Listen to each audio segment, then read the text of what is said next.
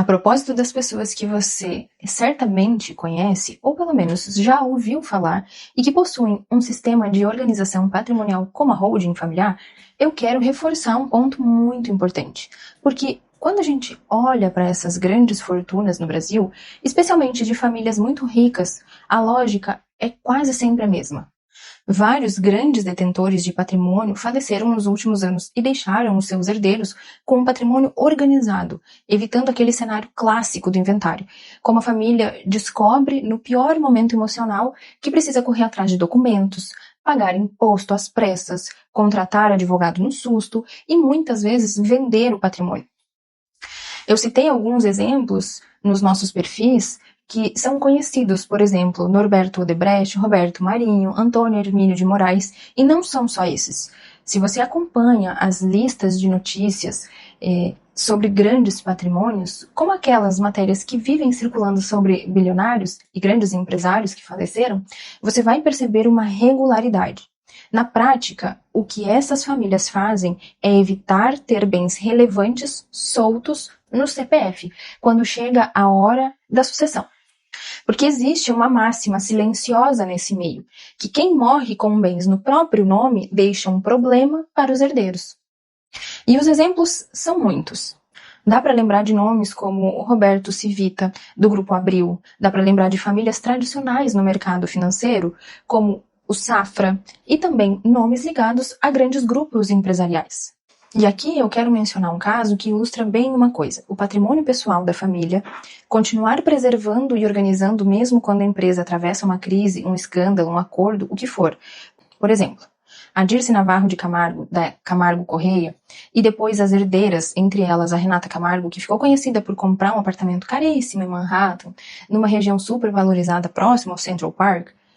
E eu não estou falando isso de forma crítica, muito pelo contrário. Isso mostra uma coisa: o patrimônio estava organizado e organizado de forma lícita. Porque mesmo depois de tudo que a empresa viveu, aquilo que era patrimônio pessoal, aquilo que estava separado, estruturado e bem planejado, continuou com a família.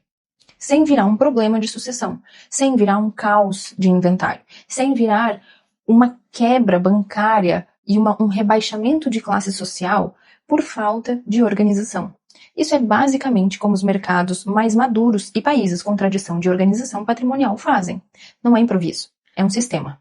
Só que isso ainda é desconhecido para muita gente, e principalmente para a maior parte do povo brasileiro. Agora, não são só os bilionários que conhecem isso. Existe outra categoria de pessoas que conhecem muito bem esse tipo de estrutura. São os políticos.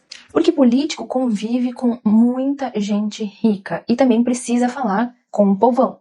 E além disso, político faz leis, ou seja, eles sabem exatamente como o sistema funciona. Se você entrar no site do TSE e olhar as declarações de bens, especialmente nas épocas de eleição, que é o caso deste ano, é comum encontrar candidatos declarando participação em empresas e estruturas patrimoniais, inclusive holdings familiares. E isso independe da ideologia do candidato. Naquela lógica de exemplos que eram citados à época, você via nomes como Henrique Meirelles, João Amoedo, por exemplo, que são pessoas de alta renda e que tendem a usar esse tipo de organização.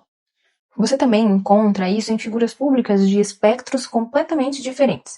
Por exemplo, o ex-presidente Jair Bolsonaro, que tem uma holding familiar. Da mesma forma, o Fernando Haddad também tem holding familiar, assim como o Geraldo Alckmin. E até mesmo a ex-candidata à presidência, Marina Silva, que também tem holding, que muita gente nem imagina, mas também aparece com essa estrutura de holding familiar. E por que eu estou dizendo isso? Porque isso reforça o ponto principal deste vídeo.